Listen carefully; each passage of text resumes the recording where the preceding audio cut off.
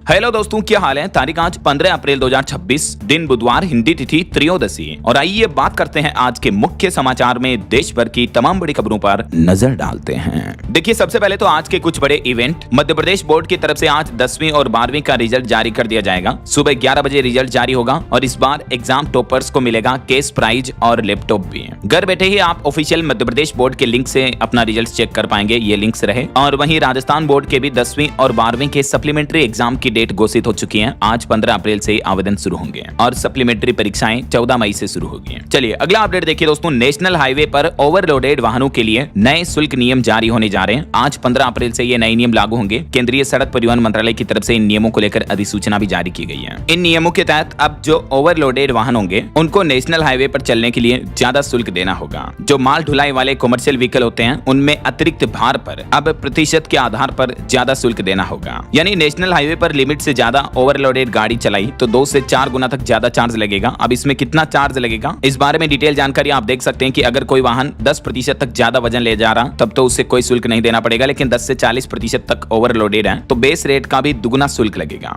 और ये ओवरलोडिंग की जांच कहां होगी, तो टोल प्लाजा पर ही जांच की जाएगी। और भी इन नियमों की डिटेल जानकारी आप देख सकते हैं इस इन्फोग्राफ में। चलिए अगला अपडेट देखिए, हज यात्रियों को आज लास्ट मौका है। 15 अप्रैल तक अपनी फ्लाइट कंफर्म करना जरूरी है। ऑनलाइन कंफर्मेशन के बिना नहीं मिलेगा आपको किट और बोर्डिंग पास भी है। उत्तर प्रदेश राज्य हज समिति की तरफ से हज यात्रियों के लिए महत्वपूर्ण निर्देश जारी किए हैं। वहीं ईरान के पूर्व सुप्रीम लीडर अली खामेनेई के निधन पर आज 15 अप्रैल को राजस्थान के जयपुर में श्रद्धांजलि सभा का आयोजन होगा। भीड़ जुटाने का टारगेट भी रखा गया है। और स्टूडेंट के लिए एक और अपडेट है, AI यानी आर्टिफिशियल इंटेलिजेंस, ड्रोन और रोबोटिक्स पर इंटर्नशिप कार्यक्रम से जुड़ने का मौका है। MMUT आज 15 अप्रैल से ही इसके लिए रजिस्ट्रेशन शुरू करने जा रहा मदन मोहन मालवीय प्रौद्योगिकी विश्वविद्यालय द्वारा। वहीं दोस्तों, उत्तर प्रदेश में वाहन मालिकों के लिए भी आज से नया नियम लागू होने जा रहा। जल्द से जल्द करवा ले ये काम, वरना 15,000 रुपए तक का चालान कट सकता है। बात कुछ यूं है कि यूपी में अब आज 15 अप्रैल से ही बिना हाई सिक्योरिटी नंबर प्लेट वाले वाहनों का प्रदूषण जांच नहीं होगा। HSRP यानी हाई सिक्योरिटी नंबर प्लेट लगाना जरूरी होगा गाड़ी पर, तभी आपका पोल्यूशन सर्टिफिकेट बन पाएगा, वरना आपको 5,000 से लेकर 10,000 और 15,000 रुपए तक का भी जुर्माना चुकाना पड़ सकता है। तो सभी गाड़ियों पर जो भी 4 व्हीलर वगैरह आपके पास HSRP नंबर प्लेट अवश्य लगवा लें। चलिए खबर है, राजस्थान सरकार ने पंचायत चुनाव टालने के लिए एक बार फिर से हाईकोर्ट का दरवाजा खटखटाया और 15 अप्रैल की समय सीमा बढ़ाने की भी मांग की है। वहीं हरियाणा पुलिस भर्ती पर भी बड़ा अपडेट आ रहा। आज 15 अप्रैल से शुरू होंगे शारीरिक माप और स्क्रीनिंग टेस्ट यानी फिजिकल टेस्ट आज से शुरू होने जा रहे हैं। और श्रद्धालुओं के लिए खबर है, अमरनाथ यात्रा 2026 के लिए आज 15 अप्रैल से रजिस्ट्रेशन शुरू हो जाएंगे। पात्रता के साथ ऑनलाइन और ऑफलाइन दोनों तरीके से आप आवेदन कर पाएंगे। अमरनाथ यात्रा से जुड़ी ये ऑफिशियल वेबसाइट है, इसके माध्यम से आपको जानकारी मिल जाएगी और ऑनलाइन रजिस्ट्रेशन की प्रक्रिया भी आप इसी वेबसाइट पर जाकर अप्लाई कर सकते हैं। वहीं दोस्तों, उत्तराखंड केदारनाथ हेली सेवा के लिए भी आज 15 अप्रैल से बुकिंग शुरू हो जाएगी। सभी टिकट केवल ऑनलाइन माध्यम से ही मिलेंगे, इस आधिकारिक वेबसाइट के माध्यम से। आज से हेली सेवा की बुकिंग होगी और फिर आने वाले 19 अप्रैल से 4 धाम यात्रा की शुरुआत भी हो जाएगी। चलिए अगला अपडेट देखिए, बिहार को 20 साल बाद मिलेगा नया मुख्यमंत्री। नीतीश कुमार इस्तीफा दे चुके हैं और आखिरकार बिहार की राजनीति में यह बड़ा उलटफेर देखने को मिल रहा है। कैबिनेट मीटिंग में भी इमोशनल हुए नीतीश कुमार, नए मुख्यमंत्री के फेस पर भी मुहर लगी है। अब सम्राट चौधरी बनेंगे बिहार के नए मुख्यमंत्री। विजेंद्र प्रसाद यादव और विजय चौधरी बनेंगे डिप्टी CM। आज सुबह शपथ ग्रहण कार्यक्रम का आयोजन होगा। सम्राट चौधरी जो कि बिहार के एक छोटे से गांव से निकले हैं, आज एक बड़े राजनेता के तौर पर बिहार के मुख्यमंत्री की कमान संभालने जा रहे हैं। राजभवन में उन्होंने सरकार बनाने का दावा पेश किया। आज शपथ होगी। सरकारी आवास पर डिप्टी CM लिखी नेम प्लेट भी ढकी गई। वहीं मौसम विभाग का भी कहना कि आज से एक नया पश्चिमी विक्षोभ सक्रिय हो रहा है, जिसके चलते कुछ राज्यों में बारिश और आंधी की संभावना है। आगे मैं आपको बताऊंगा और भी पूरे मौसम समाचार विस्तार से। फिलहाल खबरों में आगे बढ़े दोस्तों, इससे पहले कुछ ईरान इजराइल अमेरिका जंग से जुड़ी बड़ी खबरें देख लेते हैं। तो देखिए, अमेरिका में शुरू हुई इजराइल और लेबनान की मीटिंग भी, मार्को रूबियो करेंगे इस मीटिंग की लीडरशिप भी। वहीं होर्मुज रूट पर अमेरिका की नाकाबंदी के बीच आखिरकार होर्मुज से गुजरा भारत से UAE जा रहा जहाज भी। अमेरिकी नाकाबंदी के बाद ये पहला पास देखने को मिला। और उधर चाइना भी अमेरिका पर भड़क गया। इन जंगी हालातों पर चीन ने अमेरिका को चेतावनी देते हुए कहा कि हमारे काम में दखल मत देना। चीन ने डोनाल्ड ट्रंप को सीधी वार्निंग दी होर्मुज रूट पर भड़कते हुए, क्योंकि होर्मुज रूट पर अमेरिका की नाकाबंदी विफल होती दिख रही है। एक चीनी टैंकर भी आसानी से गुजर गया। आखिरकार होर्मुज में चाइना ने भी खेल कर दिखाया। समंदर का सीना चीरकर निकाल लाया अपना जहाज। डोनाल्ड ट्रंप देखते ही रह गए। और होर्मुज रूट पर कब्जा करने का सपना लिए डोनाल्ड ट्रंप अब मुश्किल हालातों में फंस गए तो उन्होंने प्रधानमंत्री नरेंद्र मोदी को फोन मिलाया। बीती शाम तकरीबन 40 मिनट तक ईरान संकट और ट्रेड सिक्योरिटी पर चर्चा हुई। ट्रंप ने PM मोदी को फोन किया। तकरीबन 40 मिनट तक दोनों नेताओं के बीच बातचीत हुई, जिसमें ईरान जंग पर भी चर्चा हुई और दोनों ने कहा कि होर्मुज स्ट्रेट का खुला रहना बहुत जरूरी जरूरी है। इस बीच देखिए होर्मुज पर ईरान ने भी अपनी ताकत दिखाई और मिसाइल दागते हुए एक वीडियो शेयर किया और ईरान ने कहा कि पिक्चर अभी बाकी है। और अमेरिका की करतूतों पर चाइना की भी प्रतिक्रिया सामने आई। चीन बोला कि दुनिया जंगल के कानून से नहीं चलनी चाहिए। जी हाँ, ईरान और अमेरिका के बीच होर्मुज स्ट्रेट में नाकाबंदी को लेकर अब तनाव बढ़ता जा रहा है। जब से पाकिस्तान के इस्लामाबाद में वार्तालाप विफल हुई उसके बाद से अब ट्रंप होर्मुज पर नाकाबंदी कर रहे हैं, लेकिन ट्रंप की नाकाबंदी तो फेल होती दिख रही है। इधर ईरान का यह कहना है कि जो जहाज हमें बिना टोल दिए यहाँ से गुजरेंगे उन पर सीधा हमला होगा। और ईरान ने कुछ जहाजों पर मिसाइल अटैक भी किया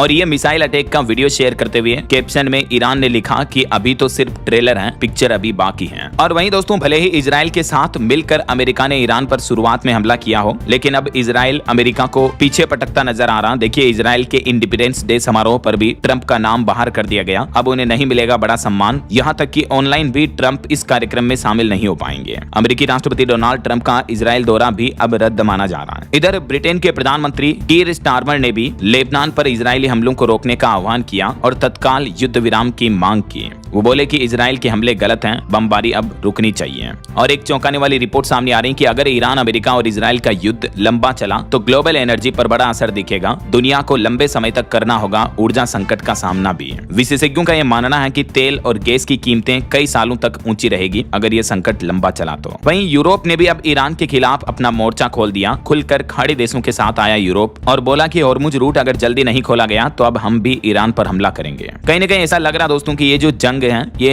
थर्ड वर्ल्ड वॉर, तीसरा विश्व युद्ध बन सकती है। अब अगर चाइना, रशिया, फ्रांस जैसे देश भी इसमें शामिल हो गए तो जाहिर सी बात है। और ईरान इतने दिन तो केवल अमेरिका से मुआवजा मांग रहा था, बल्कि अब तो उसने 5 और खाड़ी देशों को भी खरी खरी सुनाते हुए कहा कि आपके कारण हमें युद्ध में बहुत नुकसान हुआ है, तो अब हर्जाना तुम भी भरो। ईरान ने दुनिया के 5 मुस्लिम देशों से भी अब अपना हर्जाना मांगा है, जिसमें शामिल हैं बहरीन, सऊदी अरब, कतर, यूएई और जॉर्डन। ईरान का कहना है कि इन देशों ने युद्ध के दौरान अमेरिका और इजराइल की मदद की, इसलिए अब उन्हें भी युद्ध में हुए नुकसान की भरपाई करनी चाहिए। और ईरान ने बाकायदा यूएन में इस मुद्दे को उठाया और मुआवजे की मांग की है। इस बीच बड़ी खबर तो ये आ रही है कि अगले 48 घंटे पूरी दुनिया के लिए काफी अहम होंगे, क्योंकि पाकिस्तान में तो शांति वार्तालाप विफल हो गई, लेकिन अब एक बार फिर से अमेरिका जो है ईरान के साथ शांति वार्ता कर सकता है। पाकिस्तान में ही अगले 2 दिनों में बड़ी हलचल हो सकती है। और वहीं दोस्तों, इधर इटली ने भी अब इजराइल से अपने सारे रक्षा संबंध तोड़ दिए। इटली की प्रधानमंत्री मेलोनी ने होर्मुज स्ट्रेट खोलने पर भी जोर दिया। और भारत के लिए सरकार का कहना है कि खाड़ी क्षेत्र में सभी भारतीय नाविक अब सुरक्षित हैं। 2262 से ज्यादा भारतीयों की वापसी भी हो चुकी है हमारे वतन में। और दोस्तों, दुनिया में जो ये संकट चल रहा है, इस पर अनएम्प्लॉयमेंट यानी बेरोजगारी पर भी बड़ी खबर आ रही है कि गंभीर रोजगार के संकट की चपेट में आई दुनिया। 1.25 अरब युवाओं के लिए सिर्फ 40 करोड़ नौकरियां ही बची हैं। खुद वर्ल्ड बैंक यानी विश्व बैंक की तरफ से भी ये चेतावनी दी गई है कि अगर ईरान युद्ध और लंबा चला तो भारत समेत विकासशील देशों में बेरोजगारी की समस्या और बढ़ सकती है। आपको पता होगा हमारे देश भारत में भी कई राज्यों में फैक्ट्रियां बंद हो चुकी हैं, मजदूर श्रमिक वापस अपने गाँव परिवार लौट चुके हैं। तो कहीं न कहीं युद्ध लंबा चला तो बेरोजगारी बढ़ने का खतरा भी और बढ़ता जाएगा। और ईरान जंग का असर महंगाई के रूप में तो दिख ही रहा है। हमारे देश भारत पर भी रिपोर्ट आ रही कि खाने का तेल 7% महंगा हुआ। साबुन, बिस्किट, इनके पैकेट को भी कंपनियों ने छोटा कर दिया। वॉशिंग मशीन, फ्रिज, एलईडी वगैरह इस तरह के इलेक्ट्रॉनिक उपकरण के दाम भी 15% तक बढ़ गए हैं। ईरान समेत पूरे पश्चिम एशिया में जो तनाव के हालात पैदा हुए हैं, उसके चलते आम भारतीयों का घरेलू खर्च भी अब बढ़ने लगा है। इस बीच अमेरिकी राष्ट्रपति डोनाल्ड ट्रंप का कहना है कि ईरान से 2 दिन में फिर से बातचीत हो सकती है। वो बोले कि आसिम मुनीर का काम बेहतर है, इसलिए पाकिस्तान में ही मीटिंग होने की संभावना है। तो फिलहाल ईरान, इजराइल, अमेरिका जंग को लेकर ये लेटेस्ट अपडेट रहे। चलिए आगे बढ़ते हैं अपन खबरों में। देखिए अगली खबर, लोकसभा सीटें 543 से बढ़ाकर 850 करने का प्रस्ताव पेश किया गया संसद भवन में। 2029 से ही ये सिस्टम लागू होगा, क्योंकि महिलाओं को 33% आरक्षण देने के लिए ये सीटें बढ़ाई जा रही हैं। तो इस मुद्दे पर तेलंगाना के मुख्यमंत्री ने भी प्रधानमंत्री नरेंद्र मोदी को चिट्ठी लिखी, जिसमें उन्होंने लिखा कि दक्षिण राज्यों को सीटें बढ़ाना मंजूर नहीं है। और महिला आरक्षण पर पीएम नरेंद्र मोदी ने भी देश की महिलाओं, माताओं, बहनों के नाम पर चिट्ठी लिखी, जिसमें उन्होंने लिखा कि भारत की बेटियों से उनके हक के लिए सालों तक इंतजार करने नहीं कह सकते हैं। इस मुद्दे पर प्रधानमंत्री नरेंद्र मोदी बोले कि 2029 के चुनाव में देश की बेटियों, महिलाओं को उनका हक देंगे। दिल्ली से देहरादून का सफर अब 2.5 घंटे में पूरा हो पाएगा, क्योंकि पीएम मोदी ने उत्तराखंड दौरे के दौरान यहां एक नए एक्सप्रेसवे का उद्घाटन भी किया।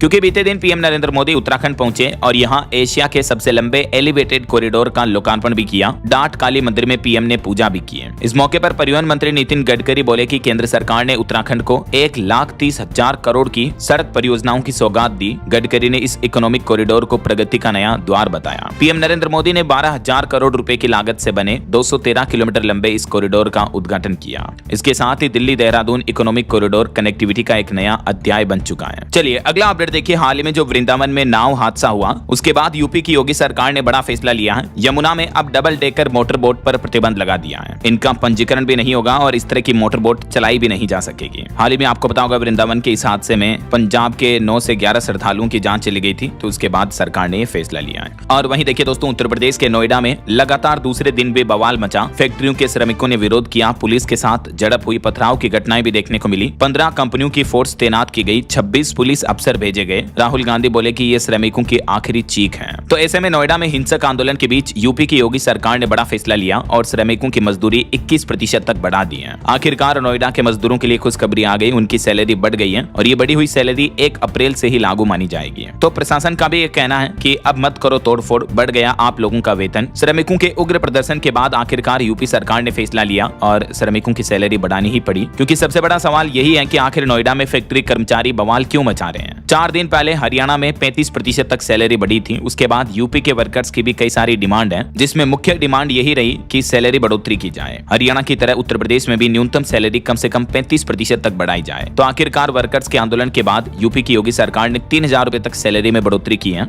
कहां कितनी सैलरी बढ़ाई गई, जिसकी डिटेल जानकारी आप इस चार्ट में देख सकते हैं। और ये जो नई बढ़ी हुई सैलरी है, ये अप्रैल से ही लागू मानी जाएगी। हालांकि इसके अलावा भी फैक्ट्री कर्मचारियों की कुछ प्रमुख मांगे हैं, जैसे ओवरटाइम करने पर दुगुना भत्ता मिले, बोनस सीधे बैंक अकाउंट में, हर महीने की 10 तारीख तक वेतन और सैलरी स्लिप मिले। तो इन मांगों को भी, ज्यादातर मांगों को यूपी सरकार ने लागू कर दिया है। अच्छा, वैसे सैलरी बढ़ोतरी पर एक रिपोर्ट सामने आ रही है कि इस साल 2026 में उत्तर प्रदेश समेत 12 राज्यों ने बढ़ाया फैक्ट्री कर्मचारियों का न्यूनतम वेतन भी। किन स्टेट में यह बढ़ोतरी की गई है, जिसकी जानकारी आप ये भारत के मानचित्र में देख सकते हैं। और इधर देखिए हरियाणा गुरुग्राम में भी आंदोलन के बीच एक बड़ी साजिश रची जा रही है। एक फैक्ट्री मैनेजर को मारकर दंगा भड़काने की प्लानिंग थी। कर्मचारियों के व्हाट्सएप ग्रुप में यह मैसेज वायरल हो रहा है कि बियर और पेट्रोल की बोतलें भरो, फेंको और फैक्ट्री में आग लगा दो। तो इस मामले में अब तक 61 लोगों को गिरफ्तार कर लिया गया है। और आंदोलन के बीच नोएडा में बिलासपुर में 32 सीसीटीवी कैमरे भी लगाए गए हैं, जिनसे अराजक तत्वों पर पैनी नजर रखी जाएगी। वहीं इस माहौल के बीच उत्तर प्रदेश के मुख्यमंत्री योगी आदित्यनाथ ने भी अपने संबोधन में कहा कि नोएडा में फिल्म सिटी बन रही है, ताकि सहारनपुर के लड़कों को बाहर नहीं जाना होगा, बांटने वाले विकास नहीं कर सकते हैं। और एक रिपोर्ट सामने आ रही है कि यूपी में आगजनी के 26 मामलों की तो आतंकी जांच भी की जाएगी। एनआईए ने 3 आतंकियों के खिलाफ लुकआउट नोटिस भी जारी कर दिया है। इधर हरियाणा के मानेसर में भी श्रमिकों की रिहाई को लेकर अब कल 15 अप्रैल को पूरे हरियाणा में विरोध प्रदर्शन होगा। 55 मजदूरों को जो गिरफ्तार किया गया, उनकी रिहाई की मांग कर रहे हैं श्रमिक संगठन। चलिए अगली बड़ी खबर देखिए। एनएसए अजीत डोभाल बोले, जो हमारे देश के राष्ट्रीय सुरक्षा सलाहकार हैं, उन्होंने यूनिवर्सिटी के दीक्षांत समारोह के संबोधन में कहा कि जंग का मकसद दुश्मन का मनोबल तोड़ना है। तो देश की सुरक्षा सिर्फ सेना की ताकत से तय नहीं होती है, बल्कि इसमें जनता की इच्छा शक्ति भी सबसे जरूरी होती है।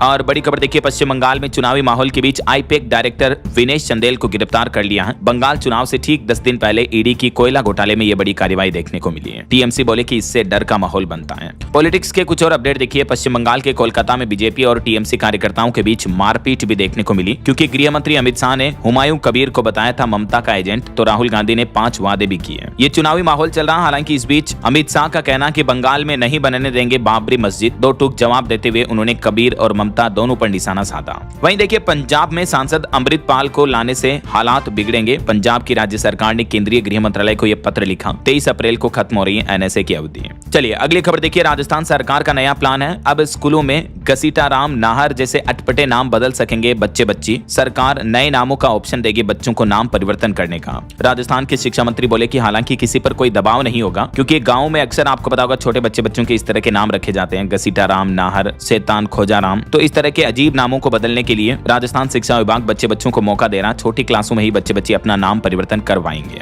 राजस्थान सरकार सार्थक नाम अभियान नाम से ये नया अभियान भी शुरू करने जा रही है स्कूलों में।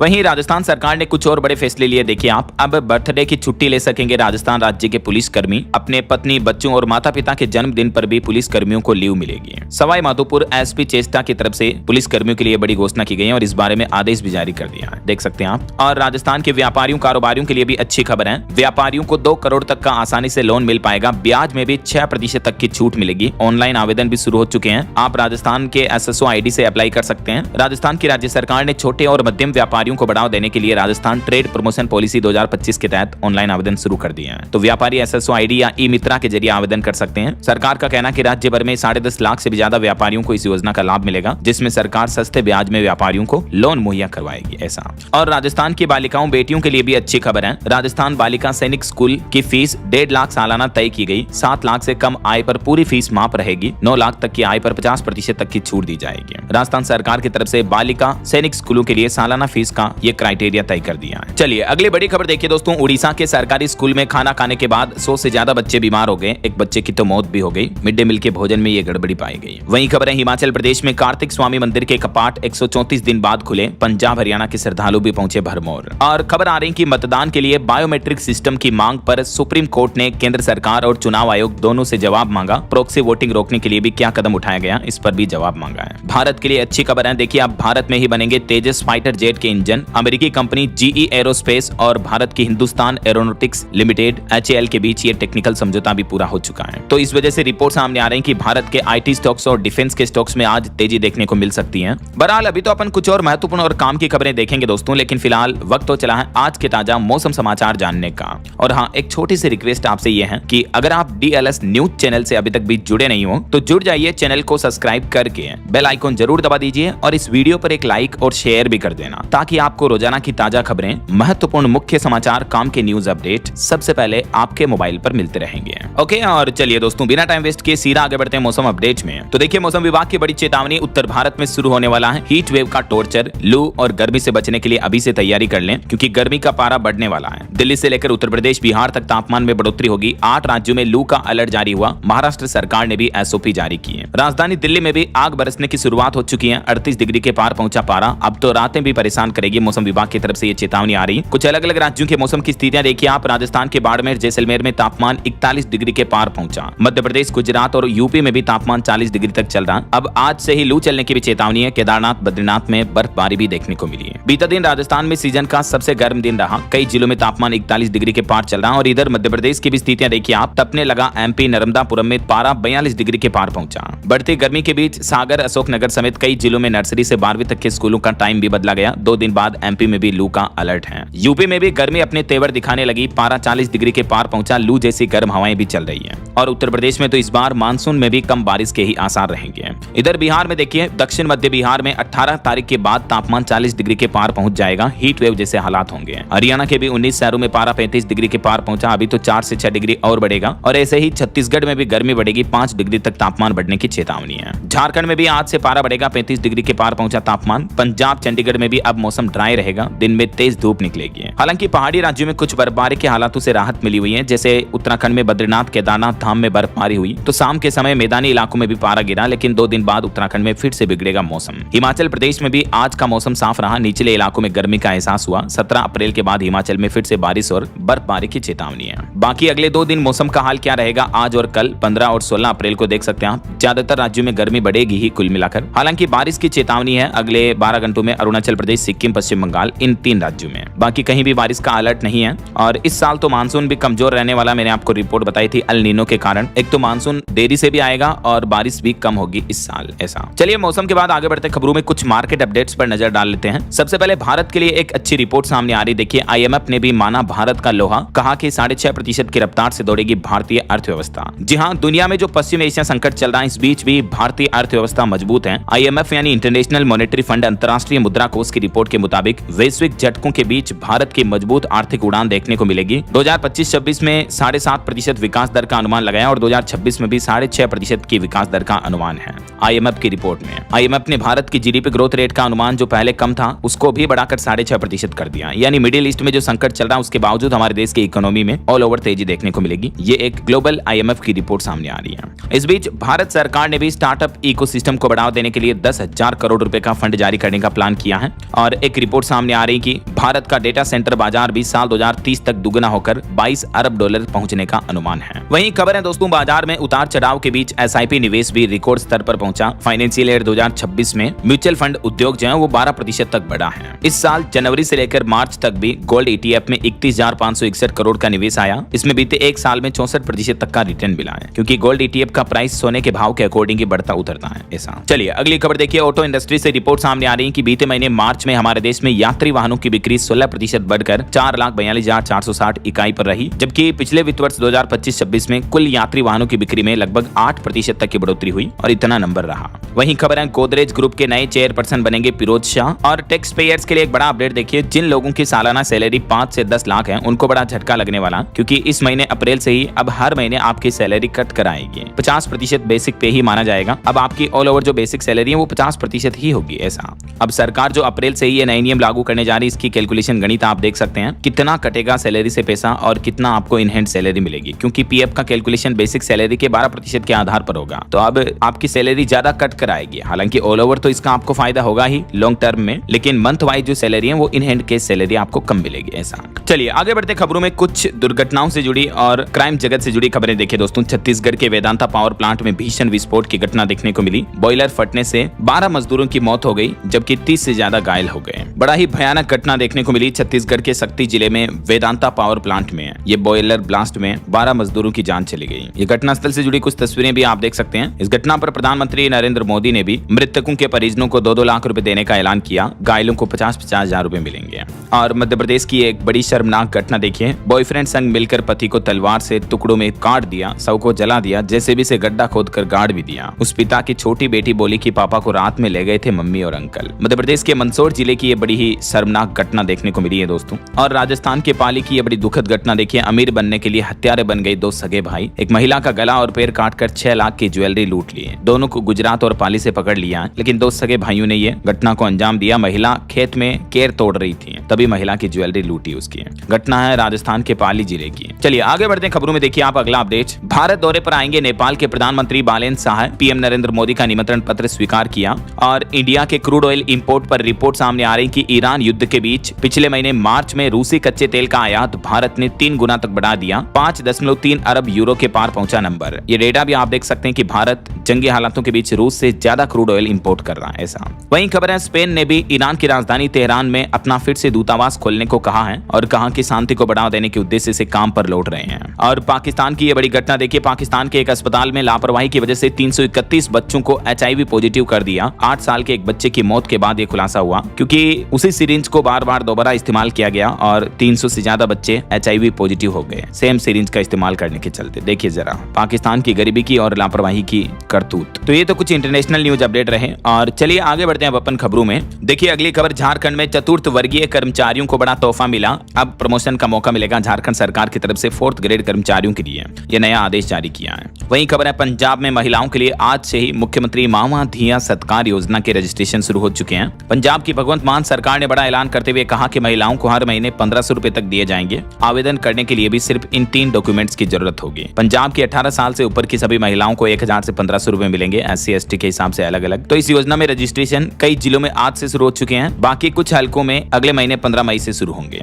और इस योजना के लिए क्या क्या डॉक्यूमेंट्स जरूरी होंगे जिसकी डिटेल्स भी आप देख सकते हैं। आधार कार्ड, पंजाब का वोटर ID कार्ड और बैंक पासबुक, 3 डॉक्यूमेंट्स चाहिए होंगे। चलिए बॉलीवुड से खबर देखिए, फिल्म धुरंधर 2 के दोनों पार्ट ने वर्ल्ड वाइड 3000 करोड़ रुपए से भी ज्यादा का कलेक्शन किया और ऐसा करने वाली पहली भारतीय फिल्म बन चुकी है। वहीं दोस्तों गर्मियों में अगर आप भी आम खरीदते हो तो आपके लिए एक जरूरत की खबर आ रही है। आपको सावधान करने वाली खबर बताता हूँ। देखिए आप हाल ही में एक मामला देखने को मिला जिसमें केमिकल से पके 200 किलो, जी हाँ 2 क्विंटल से भी ज्यादा आम सीज किए। हाल ही में Hyderabad food adulteration surveillance team की तरफ से केमिकल से पके आम, फ्रूट और फलों की बिक्री के खिलाफ ये अभियान चलाया, जिसमें करीब 2 क्विंटल से भी ज्यादा आम को जब्त किया गया। ऐसे में सवाल ये कि आखिर कैल्शियम कार्बाइड केमिकल जो होता है उससे आम कैसे पकाए जाते हैं। इसमें एक विशेष तरह की गैस होती है जो आम को जल्दी पका देती है, बाहर से पीले दिखते हैं। तो अब सवाल ये कि नेचुरली पके और कार्बाइड से पके आम में फर्क कैसे कर पाएंगे आप। तो इसमें कुछ डिफरेंस होता है, अंतर होता है, देख सकते हैं आप। ये डिफरेंस का आप स्क्रीनशॉट ले लीजिए फोन में, ताकि कभी भी आपको देखने की जरूरत पड़े तो देख पाएंगे। जब भी आप कार्बाइड से पके फल खाते हो, आम खाते हो, तो आपकी हेल्थ को रिस्क बढ़ जाता है, इसीलिए ध्यान दें। 10 सेकंड में आप नेचुरली पके आम और कार्बाइड से पके आम में डिफरेंस पता लगा सकते हैं, ठीक है ना। सॉफ्टनेस वगैरह, टेक्सचर, वजन, स्मेल और रंग से। चलिए ऑटो इंडस्ट्री से खबर देखिए, Volkswagen tycoon facelift version launch हुआ। इनोवा कीमत 11 लाख से शुरू है।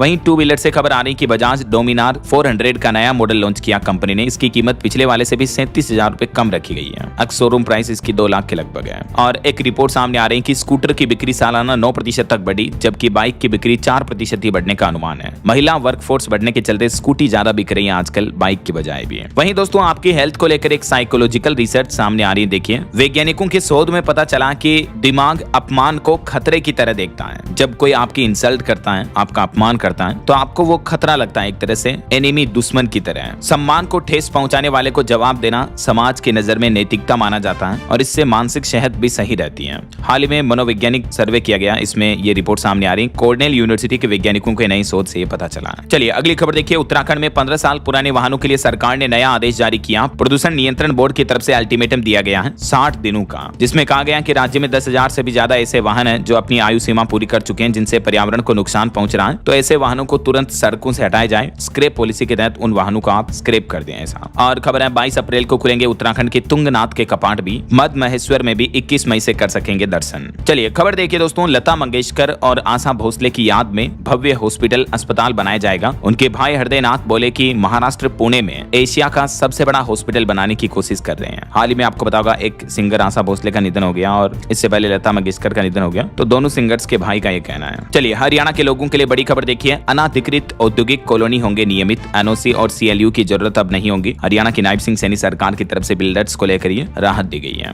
वही खबर है बिहार में स्वास्थ्य विभाग ने मेडिकल कॉलेजों के शिक्षकों का ब्यौरा मांगा। प्राचार्यों को 1 सप्ताह की डेडलाइन भी दी है। और पद्म पुरस्कारों के लिए दिल्ली सरकार ने 15 जून तक नाम सुझाने के निर्देश दिए। गुमनाम प्रतिभाओं पर इस बार खास फोकस रखा जाएगा। वहीं खबर है संक्रामक व नई बीमारियों पर नजर रखेगा अब metropolitan surveillance centre. Himachal Pradesh के मुख्यमंत्री सुखविंदर सिंह सुक्खू ने शिमला में इस नए केंद्र का उद्घाटन किया, जिससे इन्फेक्टेड बीमारियों पर नजर रखी जाएगी।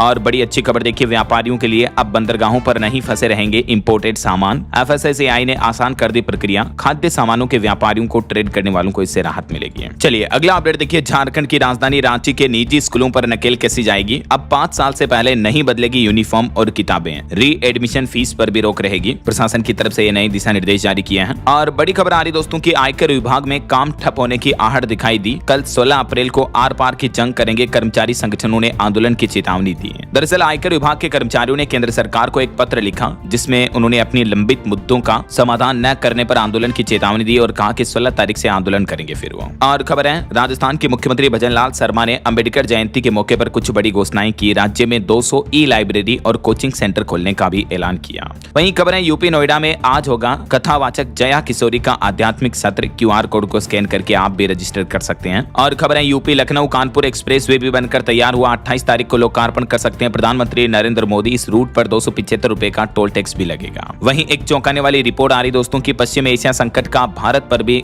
गहरा असर पड़ रहा। 25 लाख लोगों के गरीबी में जाने का खतरा है। UNDP की तरफ से ये चौंकाने वाली रिपोर्ट जारी की गई। अच्छा रेलवे का नया प्लान देखिए। पाकिस्तान की सीमा तक मजबूत होगी अब रेल कनेक्टिविटी। कई सारी नई रेलवे परियोजनाओं को मंजूरी दी है केंद्र सरकार ने, जिसकी डिटेल्स भी आप देख सकते हैं। और खबर है विदेश मामलों की संसदीय समिति की बैठक होगी कल 16 अप्रैल को। ईरान युद्ध और भारत अमेरिका समेत कई अहम मुद्दों पर चर्चा होगी। और खगोल साइंस से खबर देखिए। अब खुलेंगे ब्रह्मांड के रहस्य। खगोलविदों ने दावा किया कि आकाश गंगाओं की टक्कर से बना सबसे शक्तिशाली माइक्रोवेव लेजर, जिसको वैज्ञानिकों ने अपने इक्विपमेंट में कैद किया है। वहीं खबर है पीएमओ से लेकर अलग अलग मंत्रालयों तक केंद्र सरकार ने बड़ा प्रशासनिक फेरबदल किया। 48 अधिकारियों को नई जिम्मेदारी दी है। महाराष्ट्र सरकार ने एक नया नियम लागू कर दिया। अब महाराष्ट्र राज्य में रिक्शा और टैक्सी चालकों के लिए मराठी भाषा अनिवार्य होगी। परिवहन मंत्री की तरफ से ऐलान किया गया। लाइसेंस रद्द करने की भी चेतावनी दी है। महाराष्ट्र के परिवहन मंत्री प्रताप ने घोषणा की है कि 1 मई महाराष्ट्र दिवस से सभी लाइसेंस प्राप्त रिक्शा और टैक्सी चालकों के लिए मराठी पढ़ना लिखना अनिवार्य होगा, वरना नियमों का पालन न करने वाले चालकों के लाइसेंस रद्द कर दिए जाएंगे। और वहीं खबर देखिए दोस्तों मणिपुर राज्य में एक बार फिर से हिंसा बवाल देखने को मिला। ड्रग्स बरामदगी के बाद भीड़ ने सुरक्षा वाहनों में आग लगाई। 18 लोग घायल हो गए। हालात काफी तनावपूर्ण है। मणिपुर के बिष्णुपुर जिले की यह घटना है। और यूपी की राजधानी लखनऊ में 10 करोड़ की कब्जे वाली जमीन पर चला बुलडोजर। नगर निगम की कार्रवाई के बाद हड़कंप समझ गया। इस इलाके में यह बुलडोजर चलाया गया। और महिलाओं के स्वास्थ्य को लेकर एक बड़ी चिंताजनक रिपोर्ट्स का खुलासा सामने आ रहा। वैज्ञानिकों की जांच में पता चला कि आजकल की महिलाओं में कम उम्र में ही बढ़ रही है हार्मोनल और फर्टिलिटी की समस्याएं। ये डेटा हमारे देश भारत को लेकर आ रहा कि 20 से 25 साल की युवतियों में इस तरह की समस्याएं ज्यादा देखने को मिल रही हैं और इसके पीछे मुख्य कारण है आधुनिक जीवन शैली, तनाव, खराब खान पान और नींद की कमी। चलिए खबर देखिए, अब बिजली मिलेगी बैलेंस के हिसाब से, पोस्ट पेड सिस्टम खत्म हुआ, जम्मू संभाग में लागू होगा प्रीपेड बिजली मीटर सिस्टम। और अगली खबर देखिए, यूपी के 4 लाख आउटसोर्स कर्मचारियों का मानदेय बढ़ा सकती है यूपी सरकार, सीएम योगी ने खुद ये संकेत दिए। यूपी के कुछ और अपडेट्स देखिए दोस्तों। उत्तर प्रदेश के वाहन मालिकों के लिए अच्छी खबर है, नई व्यवस्था लागू होने से अब घर बैठे ही 3 बड़े काम हो जाएंगे। अब वाहनों से जुड़ी सभी परिवहन सेवाएं आपको ऑनलाइन सारथी पोर्टल या वाहन पोर्टल पर मिल जाएगी। ड्राइविंग लाइसेंस में जन्म तिथि सुधार करनी हो अब ऑनलाइन हो सकेगा। पुराने वाहन का नंबर प्लेट नए वाहन में ट्रांसफर करना हो तो भी ऑनलाइन हो पाएगा। नई व्यवस्था में आपको ये कुछ फैसिलिटी जो है अब घर बैठे ही ऑनलाइन सुविधा के रूप में मिलेगी, है ना। वहीं उत्तर प्रदेश में सौर ऊर्जा की बड़ी छलांग देखिए, देश की सबसे बड़ी गैस कंपनी लगाएगी ग्रीनफील्ड सोलर प्रोजेक्ट, खर्च करेगी 3294 करोड़ रुपए। गेल इंडिया की तरफ से यूपी में ये बड़ा इन्वेस्टमेंट किया जाएगा। यूपी बागपत वालों के लिए भी जरूरी खबर है, 150 एकड़ की भूमि पर बनेगा अंतर्राष्ट्रीय योग एवं वेलनेस सेंटर। और यूपी गाजियाबाद में तो देखिए, अब घर बनाने से पहले आपको एक पेड़ लगाना, पौधा लगाना जरूरी होगा, वरना घर बनाने का नक्शा पास नहीं होगा। जीडीए यानी गाजियाबाद विकास प्राधिकरण की तरफ से अप्रैल से यह नया नियम लागू कर दिया गया है। वहीं यूपी अयोध्या होकर अब अगर आप जाओगे तो दुगना किराया लगेगा। 16 अप्रैल से बदल रहा रास्ता, बहराइच के लिए चलेगी 100 से ज्यादा बसें, देख सकते हैं आप डिटेल्स। और आपकी हेल्थ को लेकर एक और चौंकाने वाली रिपोर्ट सामने आ रही है कि आयरन ही नहीं बल्कि विटामिन बी व जिंक की कमी से भी हो रही है एनीमिया की समस्या। ये झारखंड राज्य का डेटा देखिए, राज्य में लगभग 65% महिलाएं एनीमिक हैं, यानी खून की कमी से ग्रसित हैं और देश भर में एनीमिया रोग ज्यादा बढ़ रहा है। रिम्स के डॉक्टरों ने इसको लेकर रिसर्च भी किया और ये जानकारी सामने आई है। चलिए खबर है दोस्तों, बिहार में हड़ताल पर गए 41 अंचल अधिकारियों को भी निलंबित कर दिया और हरियाणा में शहरी गरीब परिवारों को भी अब अपना खुद का घर मिलेगा। 2646 मकानों को नायब सिंह सैनी सरकार की मंजूरी मिल चुकी है। वहीं चंडीगढ़ में भी जनगणना 2027 की तैयारियां शुरू हुई, पहली बार प्रक्रिया डिजिटल होगी, 1 मई से पहला चरण शुरू होगा। और अच्छी खबर आ रही कि पेटीएम पर अब हिंदुस्तानियों का हक है, विदेशी निवेशकों का दबदबा खत्म हो चुका है। लोकल इन्वेस्टर्स ने दम दिखाया और पेटीएम कंपनी में अभी भारतीय निवेशकों की हिस्सेदारी 50% से भी ज्यादा बढ़ गई है। ऐसा एक रिपोर्ट सामने आ रही है कि सोलर एनर्जी में भारत बनेगा नया सुल्तान, चाइना के बाद दूसरा सबसे बड़ा मार्केट बनने जा रहा है सोलर एनर्जी में। NSEFI के डेटा के मुताबिक इस साल 2026 तक भारत दुनिया का 2nd लार्जेस्ट सोलर एनर्जी वाला मार्केट बन जाएगा। वहीं EPFO का नया तोहफा देखिए, अब गलत मेंबर आईडी को डी लिंक करना आसान हुआ और PF विड्रॉल में भी कोई रुकावट नहीं आएगी। EPFO की तरफ से यह नया सिस्टम शुरू किया गया, डिटेल्स आप देख सकते हैं। वहीं खबर है दोस्तों, 1 अप्रैल से हरियाणा में भी सैलरी बढ़ चुकी है मजदूरों की, श्रमिकों की। अब 15,221 से कम किसी की भी मजदूरी नहीं होगी। यह हरियाणा सरकार की तरफ से एक बार फिर से नोटिफिकेशन जारी किया गया। नोएडा में बढ़ रहे तनाव के बीच देख सकते हैं अकुशल, अर्धकुशल, सकुशल श्रमिकों की मजदूरी कितनी बढ़ाई गई है। चलिए बड़ी खबर देखिए, भारतीय स्टेट बैंक SBI के खाताधारकों के लिए बड़ी चेतावनी आ रही कि आपका बैंक बैलेंस 0 हो सकता है। योनो ऐप से जुड़ा सोशल मीडिया पर एक मैसेज वायरल हो रहा है जिसमें बताया जा रहा है कि आप अपनी KYC करें और इसको लेकर एक फर्जी APK ऐप डाउनलोड करने की लिंक दी जाती है, तो ऐसा फर्जी ऐप डाउनलोड ना करें। PIB फैक्ट चेक की तरफ से एक क्लेरिफिकेशन जारी किया गया है। अगर आपको योनो ऐप अपडेट करना ही है तो आप प्ले स्टोर या एप्पल के ऐप स्टोर पर ही अपडेट करें, ठीक है ना। ऐसा कोई लिंक वगैरह क्लिक ना करें व्हाट्सएप सोशल मीडिया पर फैलाई जाने वाले मैसेज के साथ में। चलिए खेल समाचार पर खबर है दोस्तों, IPL क्रिकेट मैच में कोलकाता सीजन में चौथा मैच हारी, चेन्नई ने 32 रन से हराया, नूर अहमद ने 3 विकेट झटके। आगे बढ़ते हैं खबरों में, कुछ एजुकेशनल अपडेट्स देख लेते हैं सरकारी नौकरी वगैरह पर। देखिए आप, गुजरात में 11,000 भर्ती के लिए आज से ही आवेदन शुरू होने जा रहे हैं। हिमाचल प्रदेश में टीचर की 808 वैकेंसी निकली हुई है और UPSC में भी ऑफिसर की 16 ओपनिंग्स चल रही है। बाकी ये कुछ गवर्नमेंट जॉब्स की डिटेल्स आप स्क्रीन पर देख सकते हैं, थोड़ा सा वीडियो को पॉज करके देख लीजिएगा। अच्छा, इसके अलावा भी जैसे देखिए SSC में भी 3003 पदों पर नौकरी निकली है। बॉर्डर रोड ऑर्गेनाइजेशन में 899 पदों पर वैकेंसी चल रही है और यूपी में भी सहायक क्लर्क और JE समेत 2085 पदों पर भर्ती निकली हुई है। इसमें इच्छुक उम्मीदवार 25 अप्रैल से आवेदन कर पाएंगे। वहीं खबर है, सुसान कोयल ऑस्ट्रेलिया की पहली महिला सेना प्रमुख बनेगी और नई दिल्ली में शुरू हुई तीनों भारतीय सेनाओं की कमांडर्स कॉन्फ्रेंस भी। ये कुछ करंट अफेयर्स के अपडेट्स रहे। ये कॉन्फ्रेंस 17 अप्रैल तक चलेगी। इसके अलावा CBSE के 10वीं बोर्ड रिजल्ट पर भी खबर आ रही कि ये रिजल्ट 15 से 20 अप्रैल के बीच घोषित हो सकता है। CBSE की तरफ से ये नया अपडेट जारी किया गया है। और मध्य प्रदेश में देखिए, टीचर्स जो TET का विरोध कर रहे हैं, इस बीच खबर है कि TET परीक्षा के लिए नए सिरे से आदेश जारी किए जाएंगे। किन शिक्षकों को ये परीक्षा देना जरूरी होगा, ये भी शिक्षा विभाग तय करेगा। सुप्रीम कोर्ट में पुनर्विचार याचिका पर भी मंथन होगा। तो MP के टीचर्स के लिए राहत की खबर है। और हरियाणा कांस्टेबल भर्ती के लिए भी फिजिकल टेस्ट 20 अप्रैल से शुरू होंगे। 17 मई को इस भर्ती एग्जाम के एडमिट कार्ड जारी होंगे। ओके, और चलिए दोस्तों अंत में आज के राशिफल पर नजर डाल लेते हैं। देखिए, आज वृष राशि वालों को निवेश से फायदा मिलेगा, नौकरी में तरक्की मिलेगी और मिथुन राशि वालों को एक्स्ट्रा काम और प्रमोशन मिलने की भी संभावना है। बाकी और भी कुछ अलग अलग राशियों का राशिफल आप देख सकते हैं स्क्रीन पर। और हाँ दोस्तों, आप मुझे कमेंट करके करके बताइए कि भारत में सबसे ज्यादा चावल उत्पादन किस राज्य में होता है। कमेंट करके बताइए। सही जवाब देने वाले लोगों को रैंडमली सेलेक्ट होने पर DLS न्यूज टीम की तरफ से शानदार सरप्राइज गिफ्ट जीतने का मौका मिलेगा। और इसी के साथ ही अगर आपको वीडियो अच्छा लगा तो इसे लाइक करना, शेयर भी करना, DLS न्यूज चैनल को सब्सक्राइब करके बेल आइकन जरूर दबा देना रोजाना ऐसी इंफॉर्मेटिव जानकारियां, महत्वपूर्ण समाचार देखते रहने के लिए। ओके, ख्याल रखिएगा अपने आप का, अपने परिवार का। मिलेंगे अगले नेक्स्ट अपडेट में, तब तक के लिए जय हिंद, जय भारत, वंदे मातरम।